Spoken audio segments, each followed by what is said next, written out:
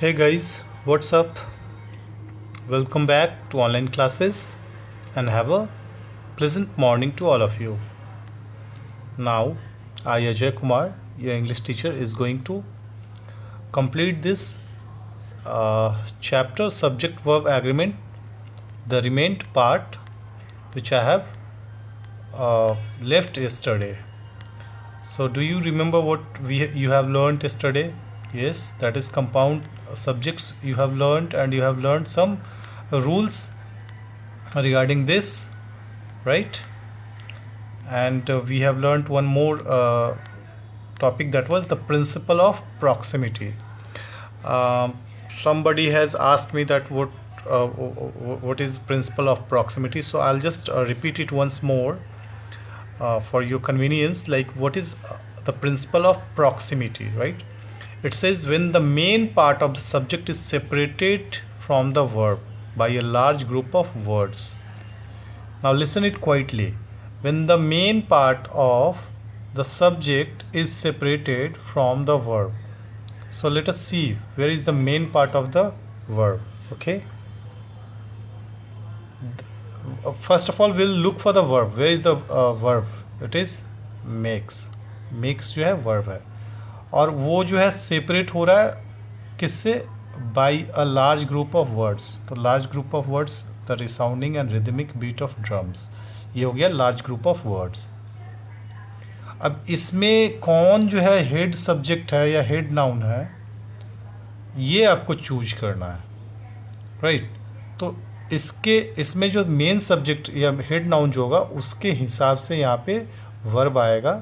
अगर ये third person singular number होगा तो प्लूरल वर्ब आएगा, या फर्स्ट पर्सन सिंगुलर नंबर होगा तो सिंगुलर वर्ब आएगा. That is the rule saying. Okay, I think now it is clear. Now let us move to the another topic in this chapter, that is a special cases of subject verb agreement. कुछ ऐसे special cases होते हैं जिसमें subject verb agreement को हम लोग कैसे fix करते हैं, कैसे डिटरमाइन करते हैं, that we will learn here. Now the first point is when the subject of a sentence begins with one of, it must be followed by plural noun and a singular verb. Guys, you need to remember these rules, because ये rule जो है आपको याद करने पे ही समझ में आएगा. याद नहीं रहेगा तो you might make mistakes while writing it on the copy or in anywhere, I mean in examination. Okay, so I'm repeating it once again. When the subject of a sentence begins with one of, it must be followed by a plural noun and a singular verb. To prove this, we'll see the example, right? What are the example? One of the students is not wearing proper uniform. So in this sentence we can see sentence जो है किस चीज़ से शुरू हो रहा है? Begin हो रहा है वन ऑफ से शुरू हो रहा है, और यही रूल हमारा कह रहा है कि जब सेंटेंस का सब्जेक्ट जो है वन ऑफ से शुरू होता है तो it must be followed by plural noun. ये किस चीज़ से फॉलोड होना चाहिए? प्लूरल नाउन से. तो that is students, plural noun हो गया. और ये क्या लेगा? सिंगुलर वर्ब लेगा, दैट इज़ सिंगुलर वर्ब हो गया, right? Now I think you have understood. In another example we will see one of the passengers. फिर से one of से शुरू हो रहा है ये सेंटेंस, और ये कौन सा ले रहा है? प्लूरल नाउन ले रहा है. तो पैसेंजर्स प्लूरल नाउन हो गया, और ये सिंगुलर वर्ब लेगा, that means is. Now one of the passengers is complaining of chest pain. So this is the rule saying, and according to this, अगर आप इससे थोड़ा सा आगे पीछे होगे तो your sentence will be wrong according to, it will be counted as a bad writing style. Now let's move to the another point, that is words that are not essential part of the sentence and can be left out without changing the meaning do not affect the verb. Verb agrees with the main subject of the sentence. Okay, now I'll read it once again and I'll explain it. It says that words that are not essential part of the sentence. कहता है वैसे शब्द जो किसी भी sentence का essential part मतलब बहुत ज़रूरी हिस्सा नहीं होता है, and can be left out, और उसको छोड़ा जा सकता है विदाउट चेंजिंग द मीनिंग. उसका मीनिंग भी हम लोग चेंज नहीं कर सकते, उसको छोड़ सकते हैं उस मीनिंग को चेंज करते हुए. वो वर्ब को इफ़ेक्ट नहीं करता है. ओके, एंड वर्ब जो है अग्री करता है मेन सब्जेक्ट के साथ में एग्रीमेंट करने के लिए. ओके, ये नहीं कि अगर कोई ऐसा पार्ट है सेंटेंस का जो कि इसेंशियल नहीं है और फिर भी वो उसके हिसाब से आप वर्ब को चेंज कर दोगे, then it will be wrong. Now will see the example to prove this. Okay, example Arif along with Neha has been drenched. Now let us find Arif along with Neha has been drenched. Right? इसमें हम देख सकते हैं along की ज़रूरत नहीं थी, Arif with Neha भी हो सकता था. Right? तो हम लोग ये सोचेंगे कि आरिफ along with नेहा तो प्लूरल हो गया और यहाँ पे प्लूरल आना चाहिए. नो. तो ये जो हैज़ आया है सिर्फ मेन सब्जेक्ट जो सेंटेंस का है, दैट इज़ आरिफ, नाउन है, तो उसके लिए उसके हिसाब से यहाँ पे वर्ब आया है. Okay, now I think you have understood. Now will see the another example. अगर समझ में नहीं आया तो दूसरे एग्जांपल्स को देख लेते हैं, फिर आपको समझ में आ जाएगा. अनदर एग्जांपल से is 3 planes along with essential supplies, doctors and volunteers have been sent to affected areas. अब यहाँ पे हम देखेंगे हैव का यूज़ हुआ है. तो हैव क्यों यूज हुआ है? जो मेन सब्जेक्ट है सेंटेंस का वो क्या है? 3 planes along with essential supplies. इसकी ज़रूरत नहीं थी. ये एसेंशियल पार्ट जो है 3, ऐसे भी बोल सकते थे 3 planes have been sent to affected areas. 3 planes have been sent to affected areas भी बोल सकते थे तो चलता, लेकिन यहाँ पे थोड़ा सा एडिशनली ऐड कर दिया गया है. इस सेंटेंस को कॉम्प्लेक्स सेंटेंस बना दिया गया है. राइट? तो अगर ये बोलें 3 planes along with essential supplies, तो along with essential supplies doctors and volunteers जो है बिल्कुल भी इस वर्ब को अफेक्ट नहीं करेगा. Okay, so this is the point rule saying. Now एक और एग्जाम्पल है. The fishing boat with 8 men has return. The fishing boat with 8 men has return to the shore. Right? तो यहाँ पे मेन सब्जेक्ट कौन है? द फिशिंग बोट, और उसके लिए हैज़ आया है. ये विथ 8 men, तो ये नहीं कि सर ये 8 men तो नंबर में ज़्यादा है तो प्लूरल यहाँ पे होना चाहिए वर्ब. नो. हम लोग जो ध्यान देंगे, मेन ध्यान देने वाली जो चीज़ है, जो बात है, वो है the fishing boat is the main subject of a sentence. उसी के अकॉर्डिंग यहाँ पे वर्ब का इस्तेमाल होता है. Now the next says words joined to a singular subject using along with or as well as are followed by a singular verb. If in such a sentence the subject is plural, the verb will also be plural. इसको समझिए ध्यान से और आसानी से मैं explain करता हूँ. कहता वैसे words joined to a singular subject, वैसे शब्द जो सिंगुलर सब्जेक्ट के साथ में अगर जुड़ता है, और किसके साथ में जुड़ता है? along with और as well as, तो उसमें सिंगुलर वर्ब होगा. ठीक है? वैसे शब्द जो मतलब सिंगुलर सब्जेक्ट के साथ में जुड़ता है और किसके साथ में? along with के साथ या with के साथ या as well as के साथ में जुड़ता है, तो उसमें सिंगुलर वर्ब होगा.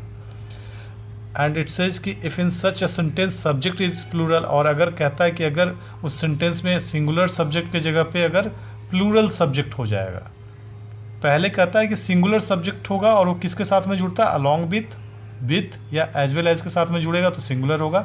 लेकिन दूसरे में कहता है कि अगर सब्जेक्ट जो है प्लूरल हो जाता है तो प्लूरल लेगा. तो समझने वाली बात यह है कि अगर सिंगुलर सब्जेक्ट होगा और वो along with या फिर एज वेल एज के साथ में जुड़ रहा है तो सिंगुलर सब्जेक्ट सिंगुलर वर्ब लेगा, और अगर प्लूरल सब्जेक्ट के साथ जुड़ रहा है तो प्लूरल वर्ब लेगा।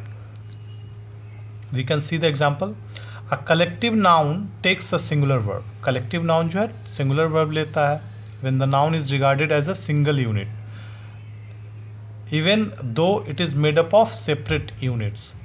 In this point it is saying कि एक collective noun means many, right? collective noun जो है singular verb लेता है और ये noun जो है एक single unit के तौर पे regard किया जाता है, उसको माना जाता है।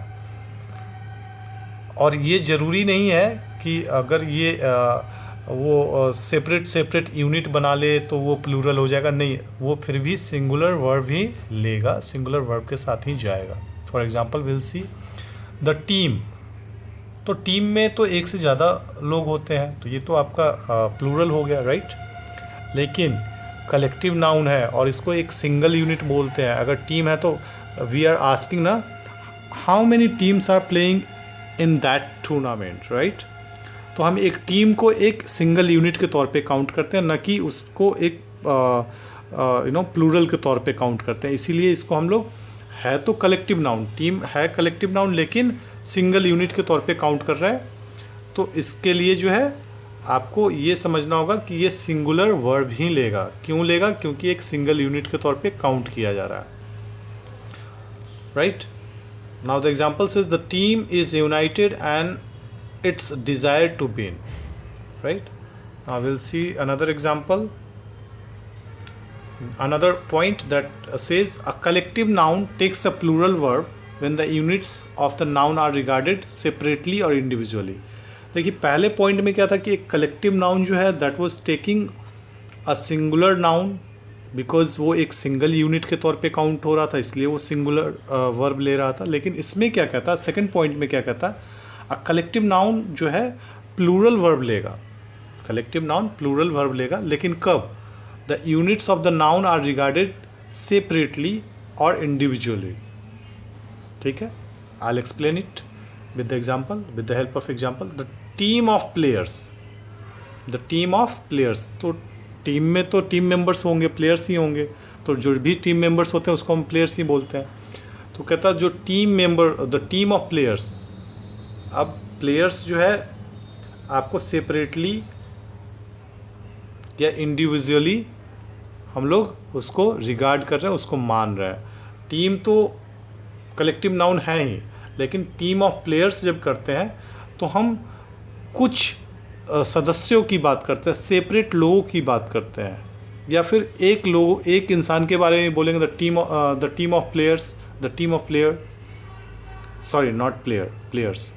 तो यहाँ पे हम सेपरेटली एक के बारे में बात कर रहे हैं और इसके कारण जो है ये आपको प्लूरल वर्ब लेता है, right. Now next point, let us see the next point. What is the next point? The next point says that indefinite pronouns such as much, anything, nothing, everything, something, either and neither takes a singular verb. ये बहुत ही important है, you should remember it. जो भी indefinite pronouns होते हैं, अनिश्चित, there is no fixed amount और टाइम और एनीथिंग, उसको इंडेफिनिट बोलते हैं। तो जैसे मच, अब मच मतलब बहुत, बहुत मतलब कितना, कोई उसका मेजरमेंट नहीं है, कोई उसका मेजरिंग स्केल नहीं है। एनीथिंग, कुछ भी, नथिंग, कुछ नहीं, एवरीथिंग, सब कुछ। तो देयर इज़ इंडेफिनिट, उसमें कोई फिक्स्ड पैरामीटर नहीं है, तो उसको इंडेफिनिट बोलते हैं। और ये मच, एनीथिंग, नथिंग, एवरीथिंग जो है इंडेफिनिट प्रोनाउंस है। तो ये सारे जब आपको कहीं मिल जाए सेंटेंस में, तो आपको किस तरीके का वर्ब उसमें यूज़ करना, that will be used singular verb. So we can see through the example, much was left, much was left, was जो है आपका सिंगुलर वर्ब है, left unsaid between two friends. फिर दूसरा एग्जांपल देख सकते हैं, either of the two options is good. Either आ गया है, either of the two options is good. आप बोलेंगे सर यहाँ पे तो टू ऑप्शंस है तो आर होना चाहिए। नो, क्योंकि आइदर जो है इसमें इंडेफिनिट प्रोनाउन के तौर पे इस सेंटेंस में यूज हुआ है, इसलिए यहाँ पे वर्ब जो अग्री करेगा उसके साथ में वो सिंगुलर वर्ब अग्री करेगा. तो now the next point says when the subject of a sentence contains the phrase pair of, it must be followed by a plural noun and a singular verb. This is because word pair is a singular though it means two. Now I'll explain it. कहता है when the subject of a sentence contains, किसी भी sentence का कोई subject जो है एक phrase उसमें होता है, और वो phrase क्या होता है, pair of, pair, ठीक है, pair of. तो it must be followed by a plural noun and a singular verb. तो ये एक जो फ्रेज है उसको किस चीज़ से फॉलो होना चाहिए, प्लूरल नाउन से फॉलो होना चाहिए एंड अ सिंगुलर वर्ब के साथ. और ये क्यों होना चाहिए, बिकॉज जो वर्ड पेयर है वो सिंगुलर है लेकिन इसका मतलब दो होता है. Pair is a singular word and इसका मतलब दो होता है, राइट. एग्जाम्पल भी देख लेते हैं. What are the examples. A pair of spectacles was found in the play ground. अब आप स्पेक्टिकल्स जो चश्मा होता है देखिए उसमें दो लेंसेज होते हैं, राइट. तो अ pair of spectacles was found in the play ground, है ना. एक जोड़ी या एक चश्मा जो है आपको मिला, ग्राउंड में मिला था, right. Now next example, where is my new pair of trouser. ऐसे थोड़े बोल सकते हैं where are my new pair of trousers, where is my new pair of trouser, ठीक है. Now next point is certain words such as all, more, most, none, enough, plenty can either be singular और plural depending upon the noun they qualifies. In this point rule it says कि कुछ ऐसे words होते हैं such as, कौन कौन से words हैं, all, more, most, none, enough, plenty, can either be singular और plural.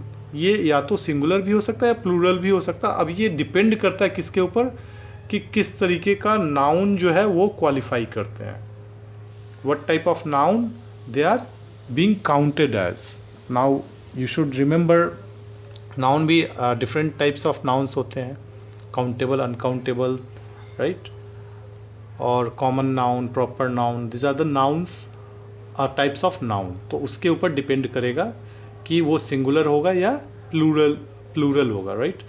We'll see the examples. Most of my work is over.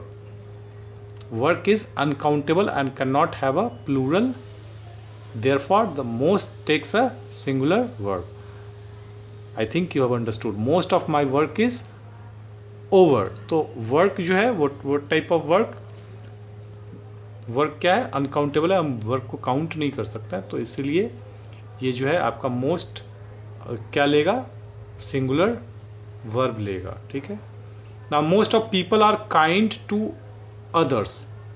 तो यहाँ पे देखेंगे people जो है क्या है आपका, that is plural, right. Therefore most takes a plural verb.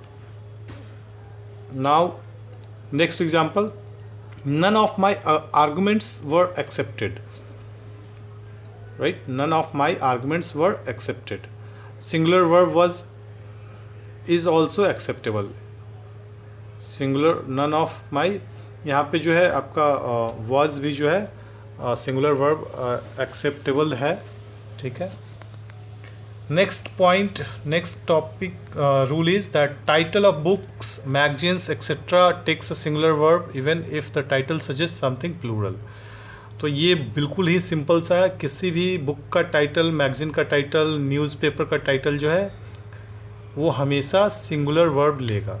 Simple सी बात है, इसको याद कर लीजिए, ओके. एंड वो आपको ऐसा लगे कि वो प्लूरल जैसा दिख रहा है बट उसमें जो वर्ब लगेगा वो सिंगुलर ही लगेगा. Example for Black Panther was quite a successful film.